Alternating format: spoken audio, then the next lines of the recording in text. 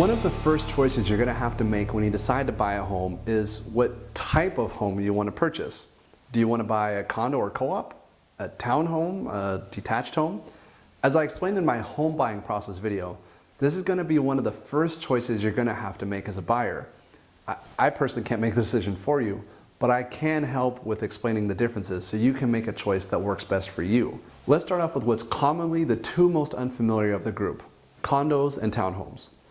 A condo is basically an apartment that you own. You mainly own the airspace in between the walls. And because you don't technically own the roof or exterior or the building, you pay a higher HOA fee. In parts of my market, HOA fees can run $300 to $400 on a $150,000 condo. But there is a benefit to high HOA fees. Presuming the management is doing a good job with the funds, you won't have to ever pay for a roof. Garbage and water is usually included in the HOA fee and so forth. Maybe there's even a pool and some nice landscaping. All this is included with your HOA fee. Another note, with some HOAs, they fix a majority of problems that you and other owners could not have caused. For example, if the condo above you starts to leak into your unit and it's at no fault of the owner upstairs, then the HOA will likely cover the costs. If, for example, the owner upstairs flooded the bathtub or a toilet or never did really any regular maintenance, then that would be a separate homeowner's issue. Townhomes are kind of in the middle of a regular home and a condo, and it depends on how it's really set up. For example, if your townhome complex shares roofs with the neighbors, usually the HOA is set up to repair and replace it. However, if your deck starts to need major repair, you're likely going to be responsible for replacing it, whereas a condo will replace it and fix it for you. Townhomes commonly are more expensive than condos as well, but the HOA fees are usually less, mainly because there's less common responsibility.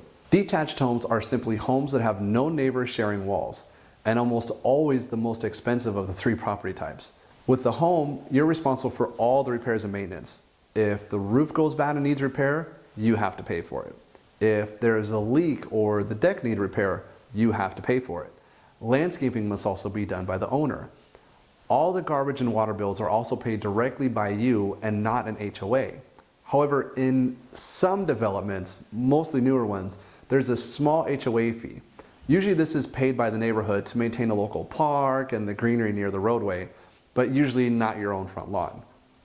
Of course, there's also other versions of the primary three property types of housing. Co-ops are basically condos which you buy a percentage of.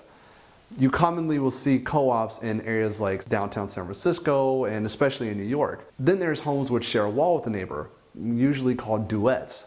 There's also others that are less common nationally, but they may be more common in certain local markets. When it comes down to it, it's all a matter of personal preference. If you don't like to have to save up for any large repairs and you like the idea of close community or apartment style living and don't mind the privacy of your own yard, a condo may be the way to go.